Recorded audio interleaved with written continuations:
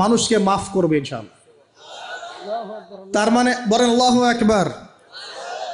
তার মানে আমরা আশা করতে পারি ইনশাআল্লাহ তাআলা আমরা আল্লাহর জান্নাত পাবো ইনশাআল্লাহ। পাবো কি না? শুধু একটা কাজ যদি উম্মত করতে পারে জান্নাত পাবে। বলে দিব কোনটা? অনেক কাজই আছে কিন্তু স্পেশাল একটা কাজ, একটা। আল্লাহ রাব্বুল আলামিন মেরাজের রাতে তার নবীকে উঠিয়ে নিয়েছিলেন, উঠিয়ে নিয়ে কাছে নিয়ে আসছেন, একদম কাছে, আর যে আরশের কাছাকাছি। নবী সাল্লাল্লাহু আলাইহি ওয়াসাল্লাম বলছেন ওই সময় তার উপর 3টা স্পেশাল ওহী করা হয়েছে। কয়টা? 3টা। একটা হচ্ছে 50 ওয়াক্ত নামাজ। কত ওয়াক্ত? এটা কমতে কমতে কমতে কত ওয়াক্ত হয়েছে? 5। 5কেও কমানোর জন্য কোন নবী বলছিলেন? মুসা আলাইহিস সালাম বলছেন 5ও পারবে না, কমাই নিয়ে আসেন। 5ও যে পারবে না, মুসা আলাইহিস সালাম কেমন করে জানলেন? তার উম্মত 2 ওয়াক্ত নামাজ ফরজ। কয় ওয়াক্ত নামাজ ফরজ ছিল? ওই 2 ওয়াক্ত তার আদায় করতে পারে নাই। এই অভিজ্ঞতা থেকে তিনি বলেছেন যে আপনার উম্মত 5 ওয়াক্ত পারবে না। সত্যি না মিথ্যা কথাটা? আসলেই কি উম্মত 5 ওয়াক্ত নামাজ পড়তে পারছে? আচ্ছা, যাই হোক, আল্লাহ পাক আমাদেরকে পড়ার তৌফিক দান করুন। দ্বিতীয় ওহী হচ্ছে সূরা বাকারার শেষের 3টা আয়াত। কয় আয়াত? সূরা বাকারার শেষের 3 আয়াত ওহী করেছেন কে? আল্লাহ রাব্বুল আলামিন। কোন ব্যক্তি যদি রাতের বেলা সূরা বাকারার শেষের 3টা আয়াত পড়ে সারা রাত ইবাদত করার নেকি পাবে ইনশাআল্লাহ।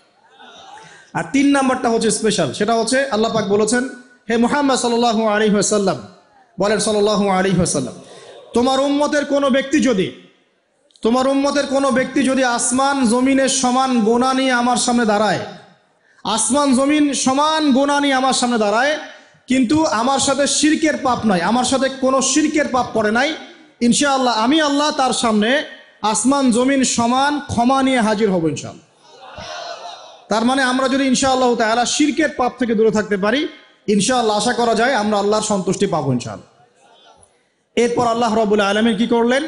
আল্লাহ রাব্বুল আলামিন পুরো মহাবিশ্ব সৃষ্টি করে সব দায়িত্ব ভাগ করে দিলেন। ভাগ করে দেওয়ার পরে আল্লাহ পাক জান্নাত জাহান্নাম সৃষ্টি করেছেন কিনা? আচ্ছা, জান্নাত এবং জাহান্নাম কার কার জন্য সৃষ্টি করেছেন বলেন? জিন আর মানুষ। আচ্ছা, এখন জান্নাতের চেয়ে কি শান্তির কোনো জায়গা আছে? আচ্ছা, এই জান্নাত কার জন্য সৃষ্টি করেছেন? জিন আর মানুষ। আচ্ছা, তাহলে আল্লাহ পাক মানব জাতিকে ভালোবাসেন কিনা? ভালোবাসেন কিনা? আপনি যখন কাউকে ভালোবাসবেন তাকে সবচেয়ে সুন্দর গিফট দিতে চাইবেন কিনা? তার জন্য সবচেয়ে ভালোটা কিনতে চাইবেন কিনা? আল্লাহ পাক জান্নাত তৈরি করেছেন কাদের জন্য? আমাদের জন্য। তার মানে আল্লাহ পাক আমাদেরকে ভালোবাসেন কিনা? অবশ্যই বাসেন। আল্লাহ রাব্বুল আলামিন জাহান্নামও তো সৃষ্টি করেছেন। এখন যদি বলি যে তাহলে আল্লাহ পাক কি আমাদেরকে ভালোবাসেন না, জাহান্নামে কিভাবে দিবেন?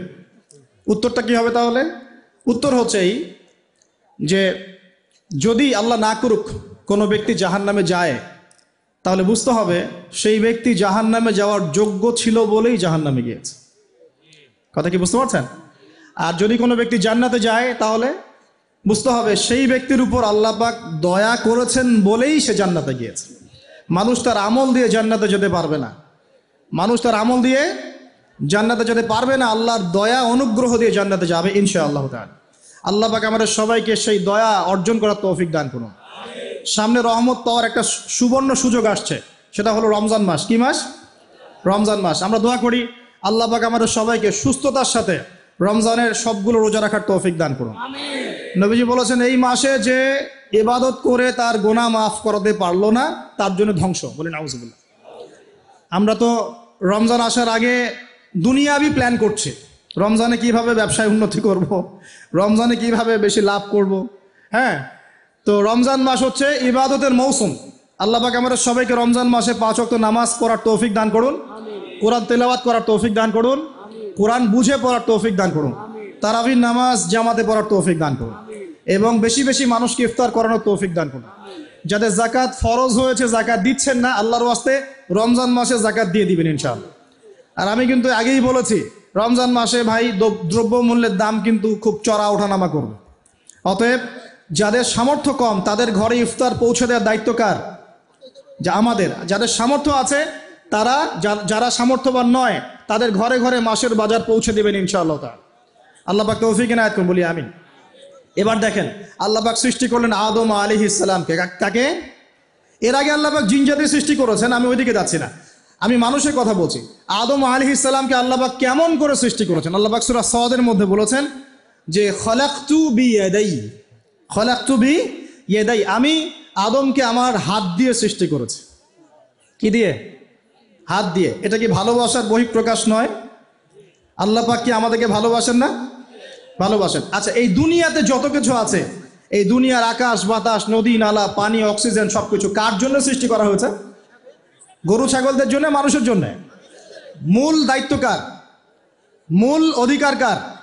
মানুষের নয় কি? তাহলে এই পুরো বিষয়গুলোকে আল্লাহ পাকের ভালোবাসার বহিঃপ্রকাশ নয়?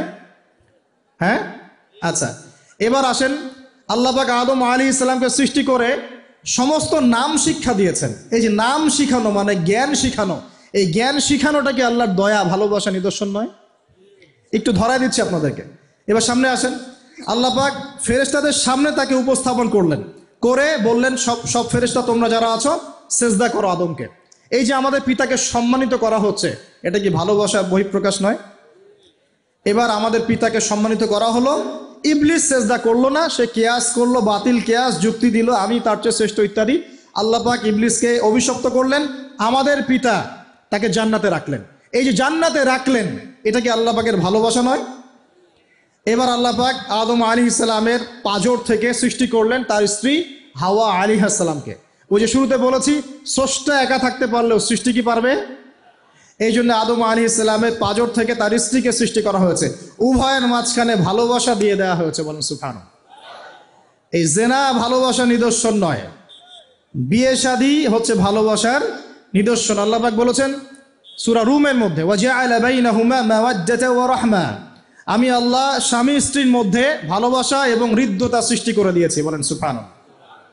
তার মানে এই হারাম সম্পর্ক যেটা দেখছেন, এটা হলো একটা জেনার পথ। আর যখন আমরা হালালভাবে বিয়ে শাদী করবেন, আপনারা করবেন, তখন দেখবেন আল্লাহ পাকের পক্ষ থেকে ভালোবাসা সৃষ্টি হয়ে যাবে ইনশাআল্লাহ তাআলা। অতএব ওয়াদা করতে পারি তো আল্লাহর কাছে যে নিজের চরিত্রকে পবিত্র রাখবো ইনশাআল্লাহ, হারাম কোনো সম্পর্কে যাব না ইনশাআল্লাহ, কোনো সহি প্রেমেও যাব না ইনশাআল্লাহ। এটা সহি প্রেম আবার কি জিনিস? দিনী ভাই দিনী বোনের মধ্যে এখন প্রেম চলে, এগুলো হয় না মাঝে মাঝে? এগুলোও বন্ধ, এগুলো বন্ধ করতে হবে।